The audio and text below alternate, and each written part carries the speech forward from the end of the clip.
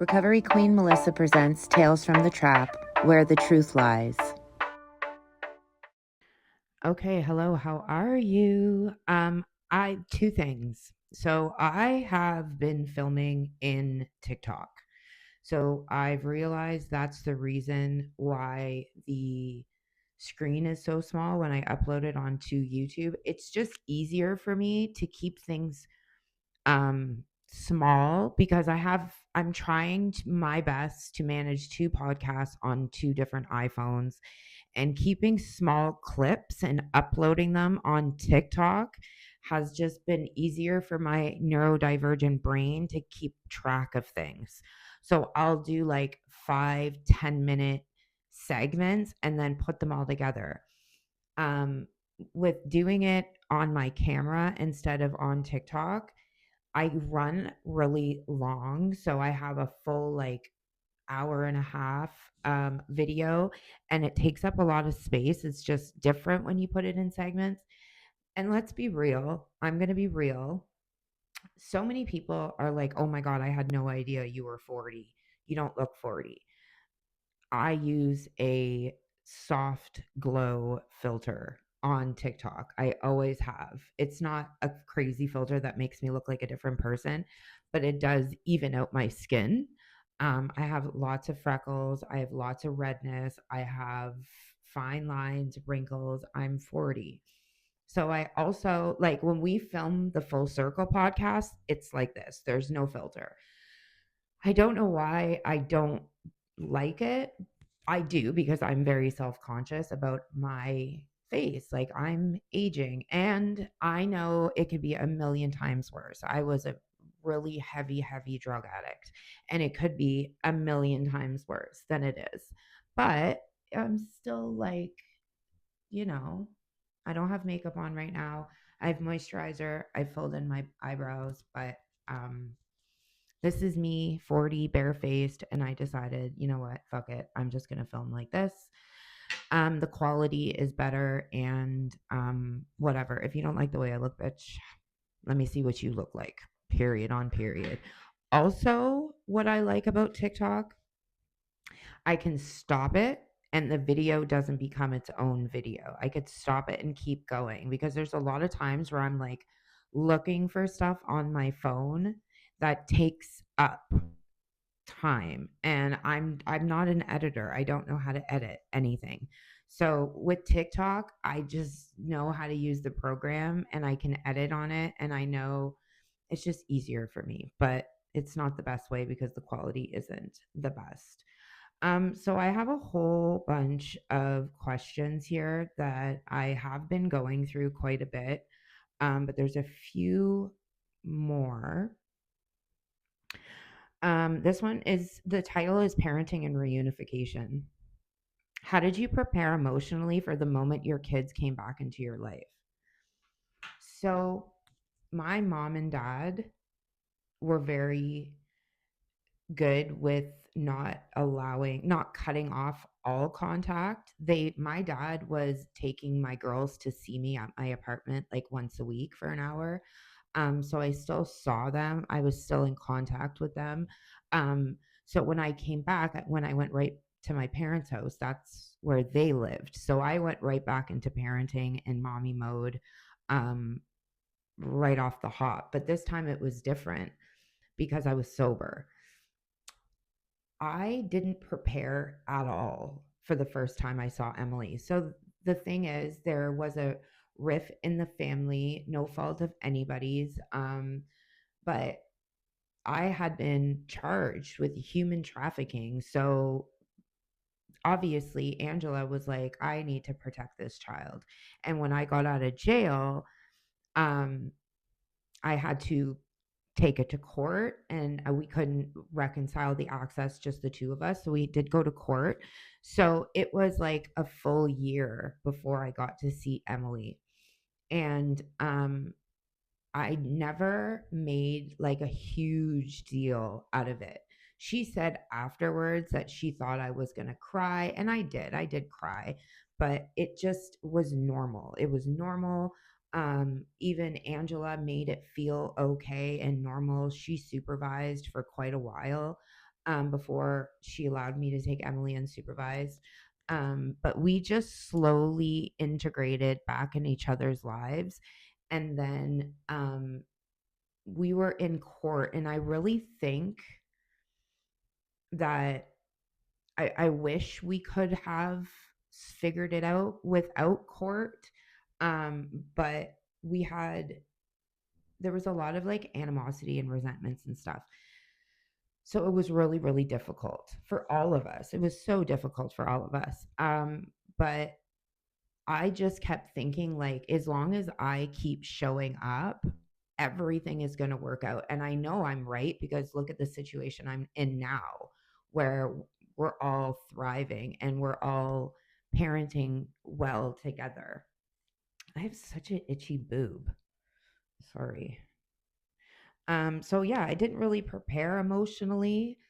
um, I jumped right back into parenting. And then when court was done, I had already had my two oldest back full time. So Emily just kind of integrated in with us, and everything's awesome. And that's why I tell people, like, in the beginning of my content making, I was a very fierce advocate for not persuading, but advising people in active addiction not to sign over their kids permanently.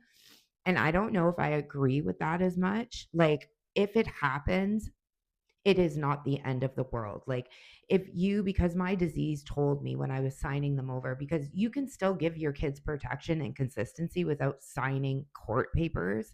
It could stay a kinship placement for it. You don't I find children's aid and child protection rushes everything, just because they don't want to deal with it anymore. And once custody is given to a safe person, they don't have to deal with it anymore. It's literally up to this safe person to navigate the access with the bio parent. And I don't agree with that. Like, I really don't agree with that. Because fallouts happen, and it's really hard. And I find when child protection is the one kind of overseeing everything, there's more recourse for the bio parent, because people get better every single day. But if in the end, like, my disease told me you're never going to get better, even if you do get better, now you're a human trafficking friggin' convict, you're not going to get, like, my disease told me for so long that I wasn't going to be a parent again. Like, I had forfeited that right when I gave them up in 2016. Like, that was the choice that I was going to have to live with for the rest of my life. And I was never going to be a parent on my own. I was always going to be supervised or under the gaze of somebody else. Like, somebody was going to be here like hanging over my shoulder while I was with my children. And, like, who wants to live like that? I can't live like that. I can't live like that. Like, as much as, like, I'm I don't parent Emily 24/7. That is her other mom. Her aunt does that. She doesn't, like, worry that when Emily's with me, things are gonna, like, she just lets me parent. You know what I mean? And she does that with her dad as well. So in the end, if people end up having to sign custody over for whatever the reason is, it does not mean for a second that it's not going to work out. You do have recourse, but I find when you work on you as a human being, you really learn to navigate it with peace and calm. Like, you don't have to be angry and resentful. You don't have to be fucking crazy and be putting shit all over social media. You don't have to be name dropping people and shit and making TikToks about your court case. Like, none of that will do you any good. I'm telling you from someone who did it myself and came out the other side of it. It does not do anybody any good, because in the long run, you want to be able to have healthy relationships with the people who have your children, because you may not get them back full time. And if you don't, wouldn't you rather be on good terms with the person that has them? So stop putting fucking wild ass shit online. Stop fucking talking shit all the time. It's nobody else's fault but your own, because you're sick or you were sick. So now you have to take accountability for that. And I find when you work on yourself and you evolve and you heal, having relationships with the people who you weren't always on good terms with because of whatever happened and they have your children, it's so much better when you can just get along. I'm telling you, it's so much better. It's so much less stress. You don't have to worry. Like, it just stop being fucking childish, man. Stop being childish. That's my advice for people that are going through what I went through. I don't even know if that answered the motherfucking question, bitch. Okay. What's one thing your kids have said or done that made you feel like you truly got a second chance? Okay, so I will try to add the video of my kids from my recovery party. I'm actually going to stop this video so I can put it in here.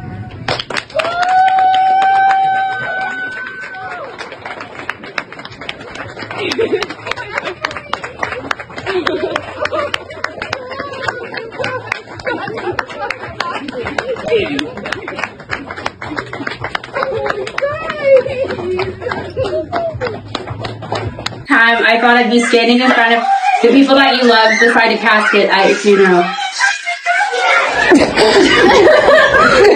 Don't cry. But thankfully, I get to stand today celebrating your life, not mourning the loss of my friend, but honoring the incredible woman that you've become. And that is a blessing beyond words. We're here today to celebrate 4 years of recovery, 4 years of courage, strength, and transformation. For 18 years, addiction had a hold on you, but through your determination and hard work, you've taken back control of your future.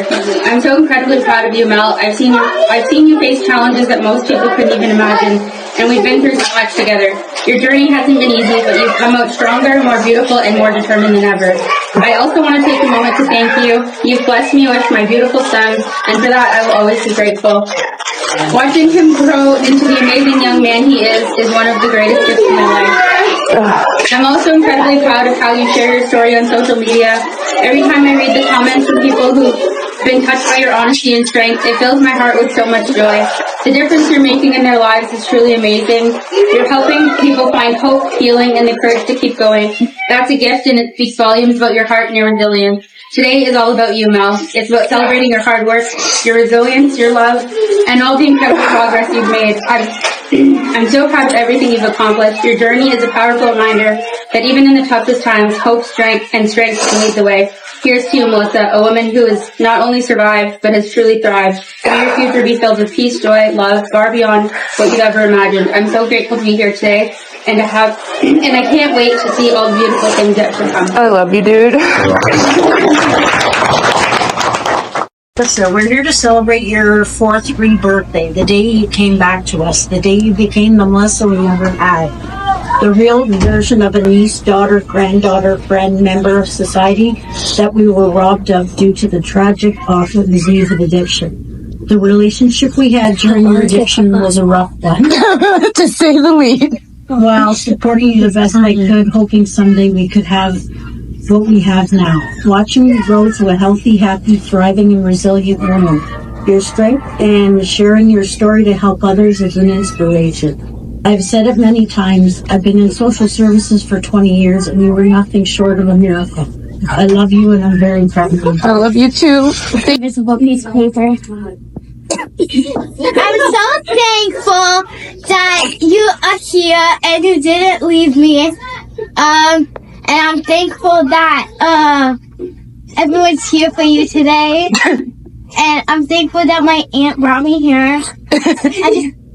I'm so thankful that you survived and that I don't have to tell people when they ask me where I don't live with my mommy anymore. I don't have to tell them that She's my sick. mommy's sick.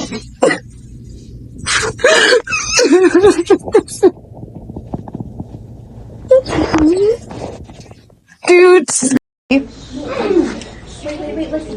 been through so much together, Mom. Like, even through your worst time, I was still there for you. I'm so glad that, like, I was able to move it with you.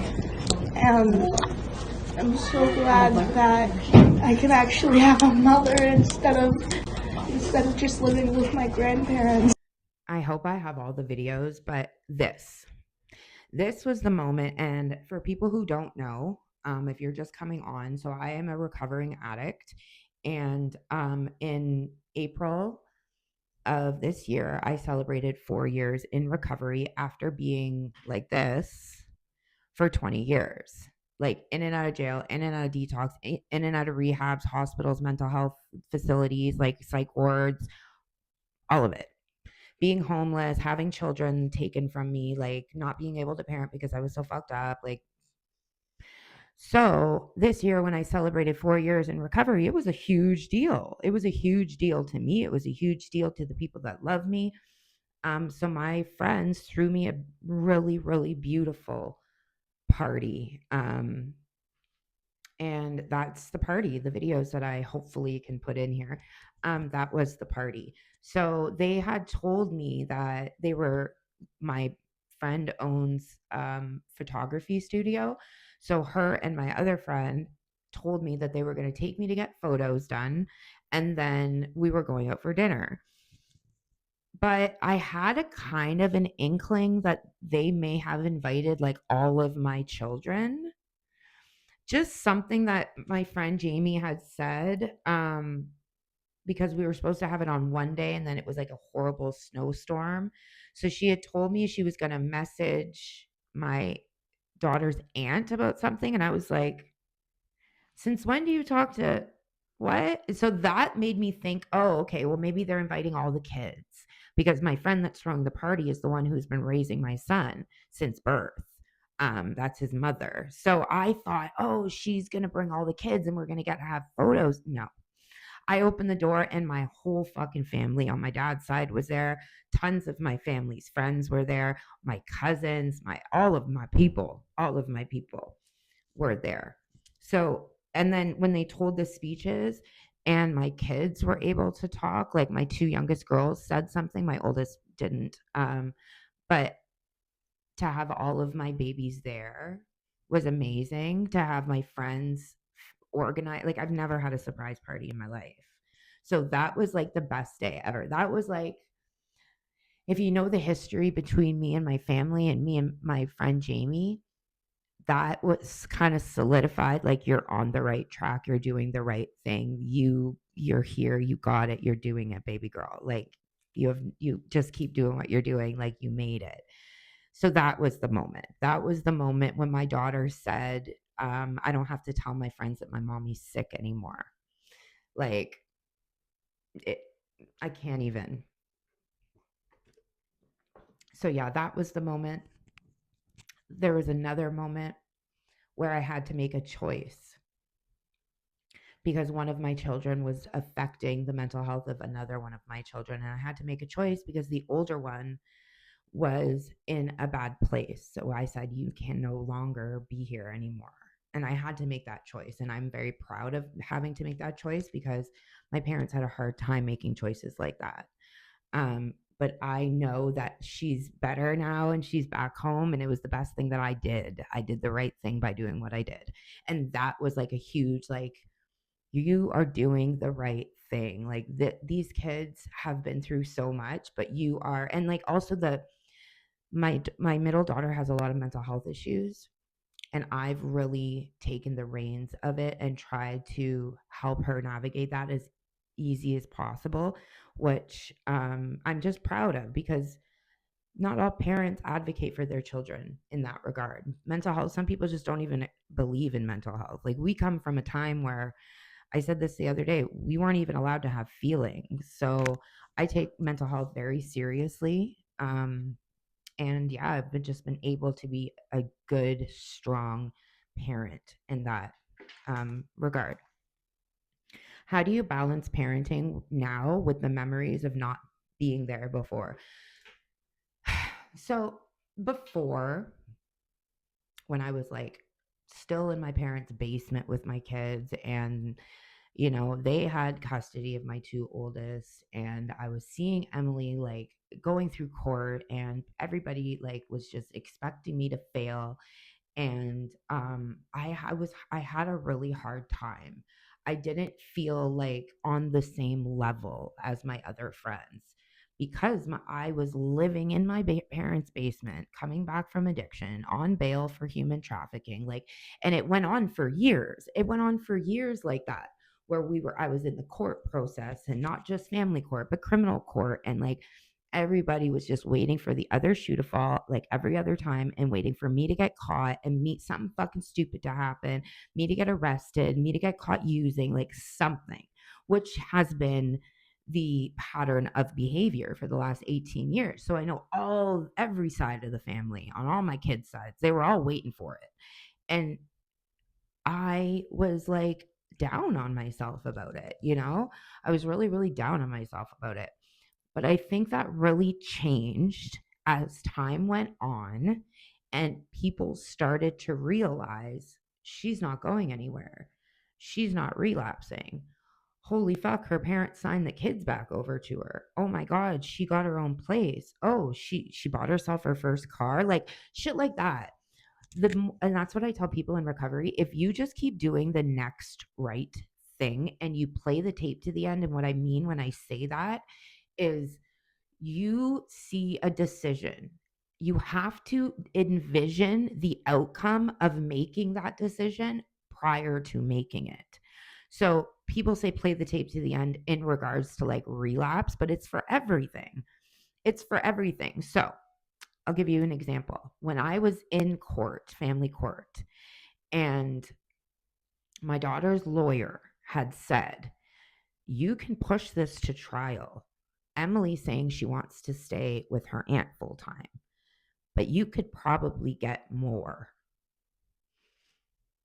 This is the decision I had to make. So my thought process is I live 10-15 minutes from my daughter's school, my one daughter's school, and I have to drive her every morning because she's not eligible for a bus because she's in a really good school. I refuse to move her into our little town or into the city. So I drive her to school there and back every day. So my other daughter, who doesn't live in the same little city as me, she lives in the next city over, little town over. She's about 20 minutes from my house. She would not be eligible for a bus. So how would I have navigated that? First of all, okay? How would I have navigated that if we were to do like 50-50?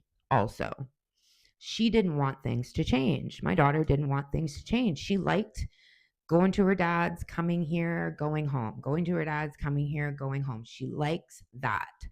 She just said, I want to be able to decide more. I want to be able to say, hey, I want to see my mom after school, or can I go sleep at my mom's and she drives me to school in the morning? And when I heard her lawyer say these things but also say, like, if you want to go to trial, like, you can get more, I was like, I have to play the tape to the end. I will always be known as the mom who didn't do what her daughter wanted. You know what I mean? Like, because the judge was saying he didn't like how she was doing it 3 ways. He thought it was too much, and he wanted to eliminate her dad's weekend.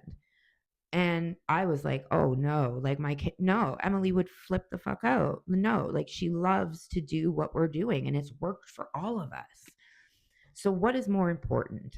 Me getting some kind of custody or me doing what is the best thing for my child?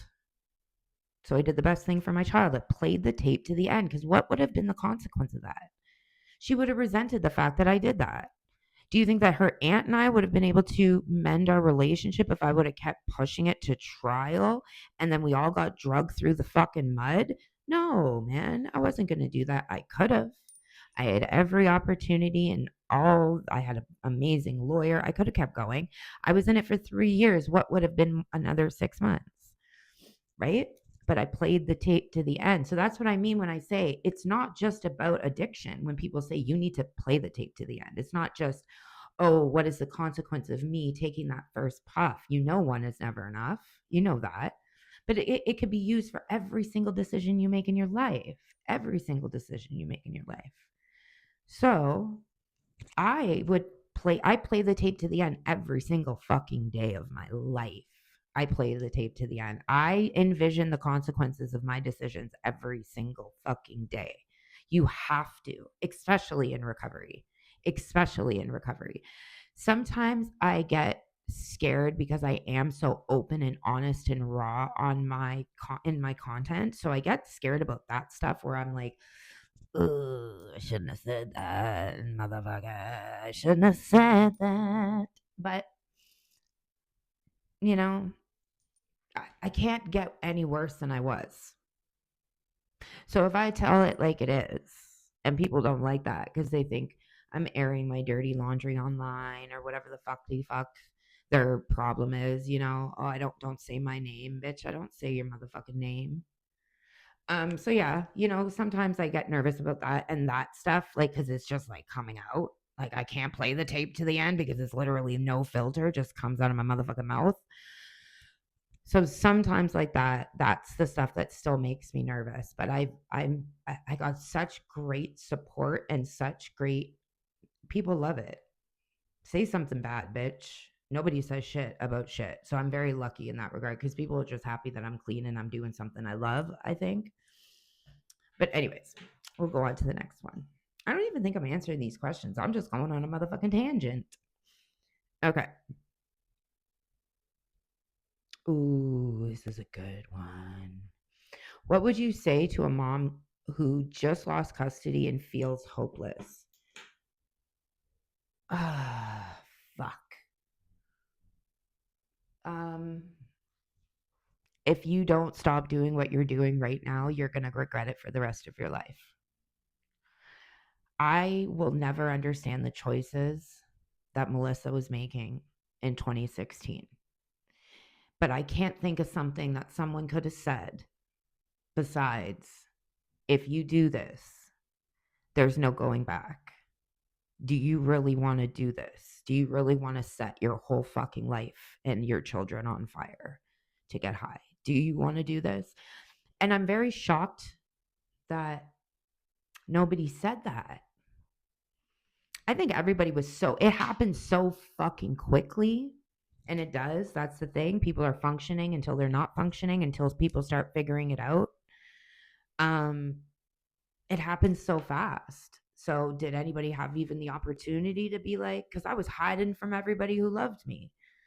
But if I could tell you like one thing, it would be, you better fucking stop what you're doing now. If you are at a point where your children were just taken from you, that means things are bad, because it takes a lot for children to be apprehended these days.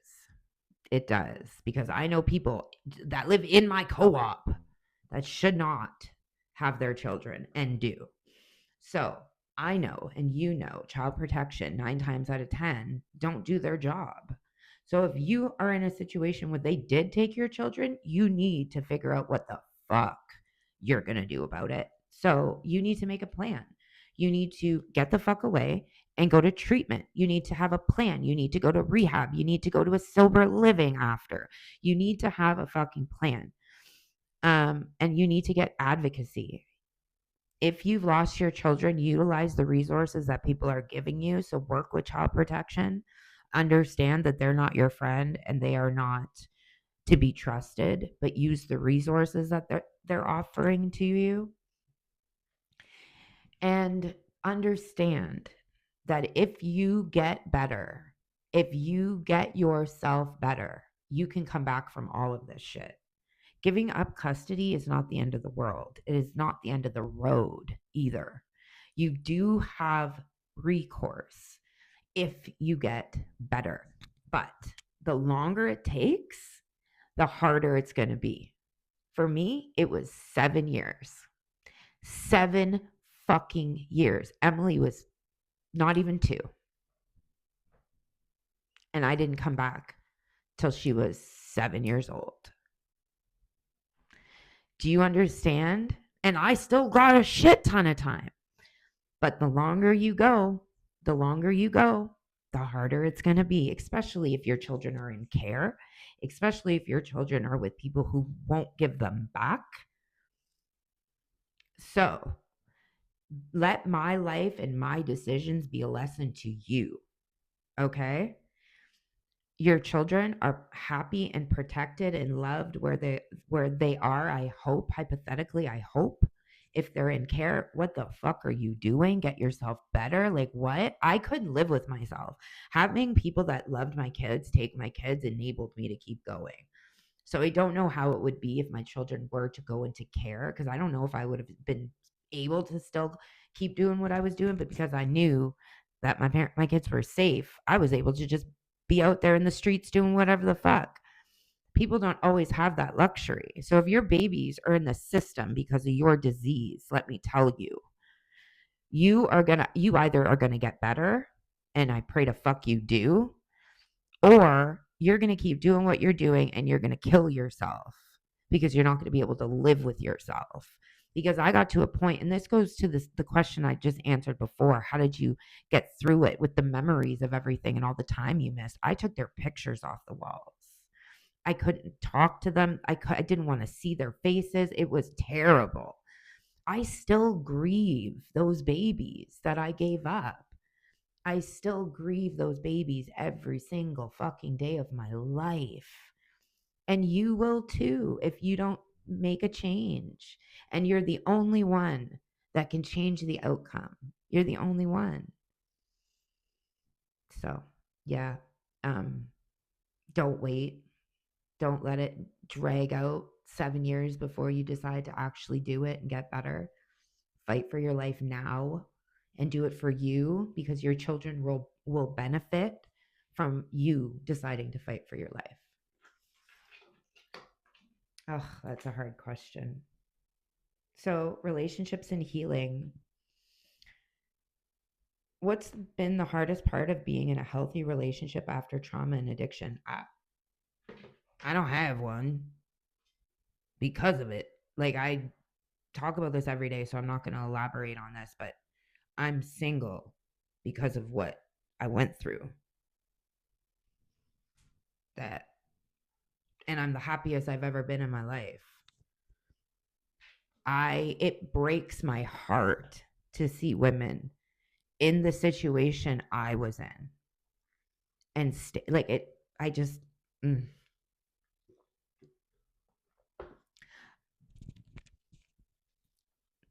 I'll be single for the rest of my life.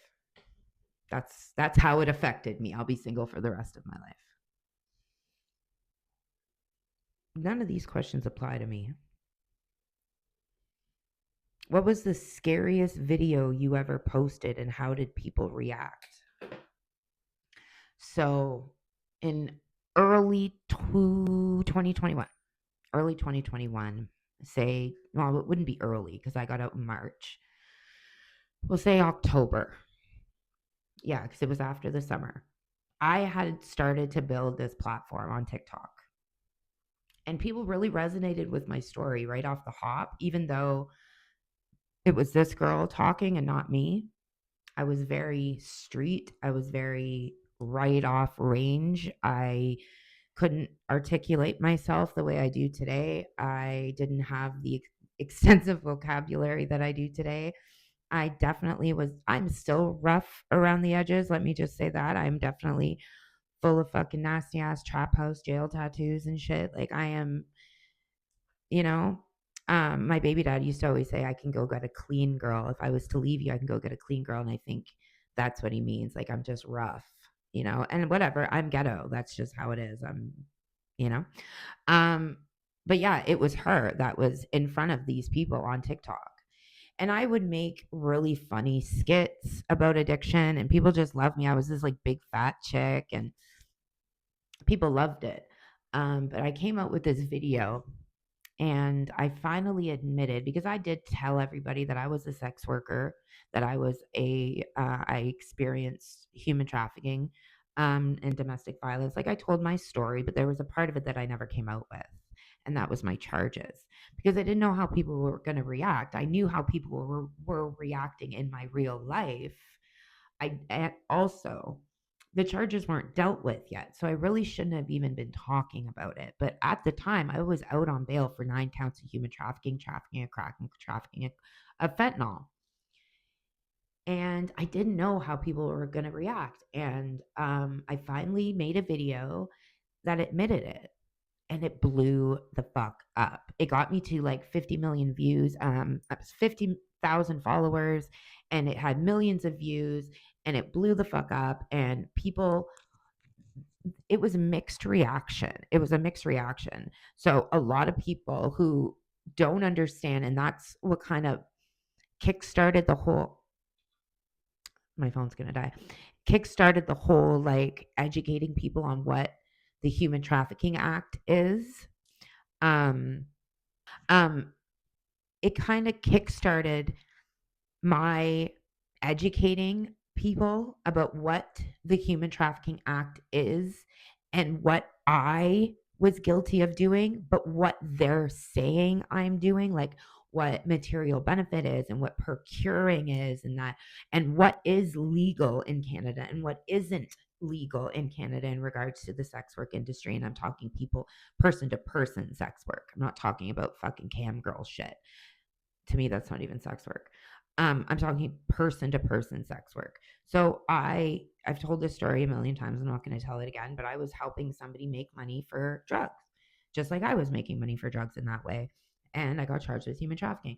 So I started educating people, and I built a platform, and people started asking me to be on podcasts, and I did a bunch of interviews with people, journalists in the UK, and that account ended up getting banned, whatever. But that was scary, to answer the question. That was terrifying. I didn't know how people were going to react. I didn't know if I would be able to articulate myself and explain what it really is, and that I wasn't like kidnapping someone and holding them hostage, you know? But it helped me evolve in that regard. And even though I probably shouldn't have been talking about it, it helped me get through it until court. And once I pled out and pled to being a human trafficker, it became a part of my story. So even though I was terrified, I'm still scared, because when people like, I had an incident with the cops, and it was the OPP, and I was like, please don't run my name. Please just do me a solid. We want to stay friends. Don't run my name. And they were like, oh, it's okay. We all have a past. And I'm like, not like I do. Please don't run my name, sir. Um, so yeah, I'll always hold like apprehension about that. Not so much anymore because, but it's judge me. Judge me. Okay. But to come out with it online when I was just starting to navigate this whole social media content world, you know? So yeah, I was terrified. That was the one thing about me that I didn't want people to know, because I didn't know. Even going into jail, I was like, am I going to be looked at as like a sex offender? Am I going to get like punched out? Like, am I like what? Um, so I didn't know how to navigate it. And I was terrified. But once I did, it became who I am, and it's a part of my story, and I survived it. So, okay, well, a couple more questions. Oh, this one's a good one. How do you handle the pressure of being an example when you're still healing in real life? So, I don't tell anybody my shit. I don't really tell anybody. Like, I'll be like, oh, yeah, I crashed out. I don't tell anybody anymore. My shit is the same shit I've been dealing with for the last 10 years. So I don't tell anybody, which is whatever. But I'm okay with being like an example, or like a beacon of hope, like somebody you can look up to and be like, yo, I really want to have that kind of recovery journey. You know, when people are like, your journey is what every mom coming back from addiction wants. And that's, I love that. But what is hard for me is when people are like, you're such an inspiration, or you're so amazing, and oh my God, I'm your biggest fan, and oh my, like, I can't believe you messaged me back. That shit's fucked up to me. When I get a message from someone and they're like, oh my God, I just saw you in Walmart. I wanted to go up and tell you how much I was like, I'm your biggest fan. And I'm just like, do you know who I am? That's who I am. You know, you don't know me. And I've said this so many times, but yeah, it is hard. It is hard. Like, I'll never be able to fucking relapse. Can you imagine all the people that I would destroy if I ever decided that was going to be a coping mechanism that I was going to use again? Um, Fuck, I would destroy so many lives, so many lives. And that's hard. That's a lot to come back from this and build what I've built. And I don't have an empire, but for me, it's a motherfucking empire because this is where I came from, right? So what I've built may be little and ghetto to you, but it's everything I've ever wanted. Because when I was her, I used to scream to the fucking heavens to have all this shit back, to have all the piles of laundry and my cutlery going missing and my kids' dirty bedrooms and mental health crises and dealing with social workers and schools and PTA and extracurriculars and co-parenting. I wanted it all back. But now I can't fuck up. Now I can't be human. Now I can't even talk about being not okay because then people are going to be like, uh-oh, is she going to fucking relapse? You know, so I just don't tell nobody anymore. That's okay though. I'm okay. I spent 20 years being the crisis friend. So I'm okay with just dealing with my shit my own way. When you see videos that have no context and it's just me sad, that's how I deal with it. That's how I deal with it. That's okay. Because like I said, I spent so long being the crisis friend. Okay. So, bigger picture and purpose. Do you believe everything you went through happened for a reason? Fuck yes. Absolutely. This is what I was meant to do. I wish there were not children that were messed with in the in the process. I wish every single day I didn't do it, my kids weren't involved. I can't go back. I can't regret anything because Jamie wouldn't have her baby. Like I wouldn't have Emily, if I regret that relationship. So I can't regret anything, but I know that there was a reason for it. And what I'm doing today is the reason for it. Being able to come back from what I've come back from and to tell other addicts how I've been able to move forward is the reason. Because there is nobody like me where I come from. I don't know anybody else who is that open and honest and real about not only what I went through but what helps me today. I give back because you can't keep what you have without giving it back. Like you have to help others. That is a contract that you sign when you decide you're going to be in recovery. Is you end up getting to a point where you're okay, you need to help others. And I don't care who you are. You need to help people if you're in recovery. You need to show others how you got better because there's people out there dying trying to get better. So if you have the information, whether it works for them or not, you still have to tell them. Like I have a list of things that I know helped me that I give to others every single day. And that is the reason why I went through what I went through. I wish there was, like, in some regard, I wish there was a better outcome, but we're still learning and growing every day. And I hope we all get to a point where we'll be more than just cordial. I really wish we could all be friends, like everybody, but I don't know if we'll get there. We're not perfect. Nothing that is going on with this dynamic is perfect, but I definitely believe that what Jamie and I are doing and showcasing our relationship and talking about the trials and tribulations of that has been the reason why I went through everything. The reason why she adopted her son. Like all of this, what we're doing today, all the podcasts and the content and it's all because we have a message. We have a message for others, and it'll be healing for others to see. And I honestly and truly, in my heart of hearts, think that I went through the 20 years of fucking horrific hell because now I get to come back and say, hey, this is what I did to get better, and this is how bad I was. So if I can get better, you can get better. Because I have a voice, and I really believe that my voice was always meant to do this.